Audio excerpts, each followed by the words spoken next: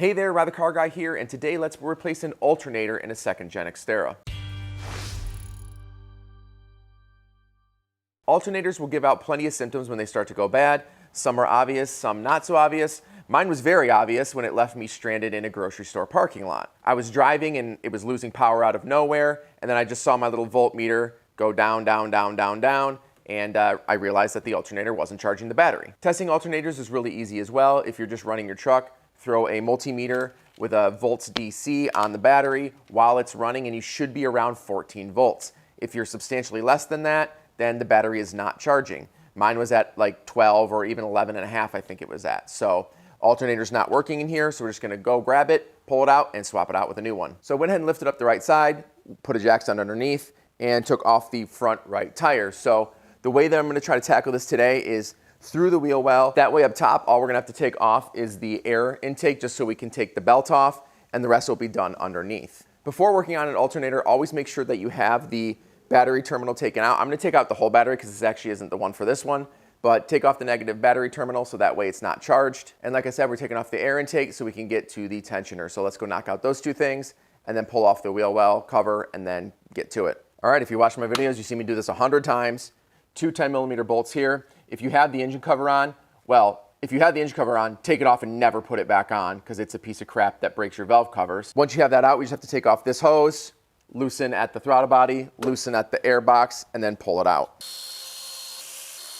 All right, set that aside and we'll keep going. With that out of the way, we can see our tensioner, and I'm just gonna pull the belt off of the alternator. It's gonna fly off and it's gonna fly all over the place. We'll have to redo it, but if we get real lucky, we can have just the alternator pulled off. And the alternator, if you haven't done it before, is down here at the far bottom left. So one hand down there on the belt, another on the tensioner, and we'll pull it off. All right, so lose the tension on that.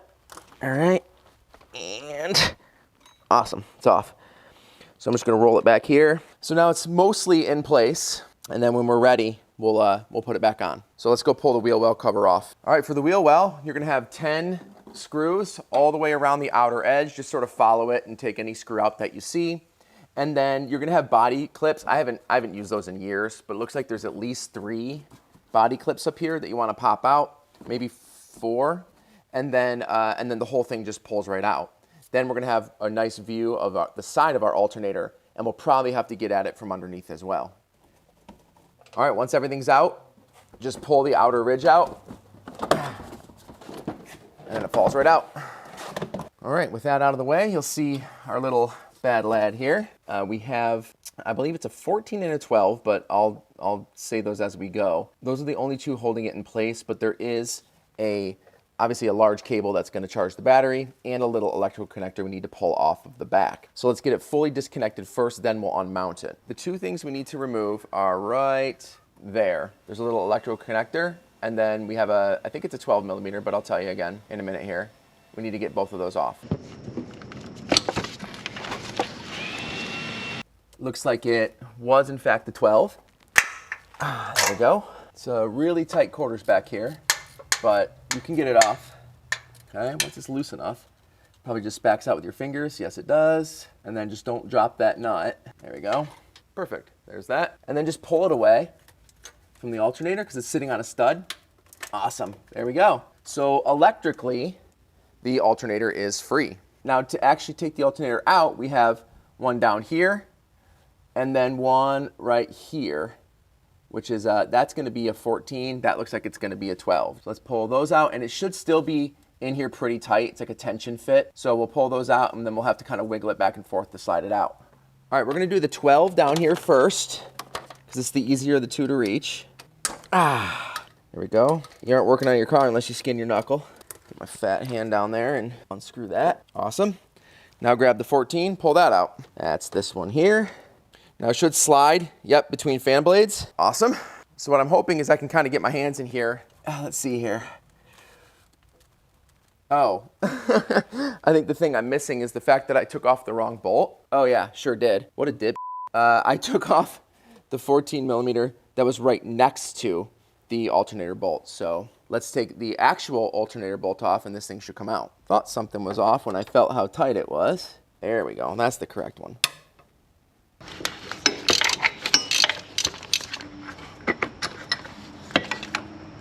All right, something tells me it's gonna be a lot easier now. So let's take a look. There we go, yeah, moving right away. It's almost out, and now it should come out right about here. I'm putting my hand in behind the strut tower so I can shake it out. There it goes. All right. Rest it on this hose. Hopefully it won't have an issue doing that. Oh, do I have a strap on the back? Oh, there is. Oh, crap. I forgot. There's a harness that runs on the back of it, strapped into it. Here, look. Right there. There's a strap on the back of it that you need to take off. There might actually be two, and I may have already taken one off previously, but completely forgot about that, so we got to remove that before we continue. It's way too tight to show, but I just grabbed a pry bar, kind of ripped it off there. All right, so see if we can fit it through here. Come on, baby. Kind of walking it back and forth. There we go, nice. Woo, and it's out. So I thought I had spare alternators. I actually do not. I just have spare Xterras. So I'm just gonna go to the one that's in the backyard, yank the known good alternator off of that one, and slap it in here. So we have our spare. So this came out of the silver Xterra in the back, which it turns out I've now decided to part out. So if you need anything, let me know. Everything except an alternator, that is. And so the problem is right here, these will actually wedge in between, kind of like a sleeve that it goes on. So you kind of have to get it in there and kind of go, like wiggle it back and forth to get it to seat. And then I guess sort of blind mate this, because once you have it wiggled in there and you have the holes lined up, then you can slide the bolt through. So I have a bolt ready just in case. And then we're just gonna take the alternator, kind of put it in backwards like this, because this is where it needs to get mounted on the side of the block. And then we sort of just push and try to get it in place. I think it was behind this, so let's push it behind that. Get the belt out of the way here. All right, get my hand behind it. Feed it in here. Whew, come on. Awesome. All right, so we're back in. And then get it in front or behind of that little mount there. Start shaking. See if we can get it lined up. All right, so it's kind of wedged. So I'm gonna grab a little magic bar here, lift up, and then continue to shimmy.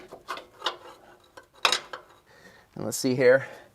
Highly, highly doubt this is lined up, but wouldn't it just be so cool if it was?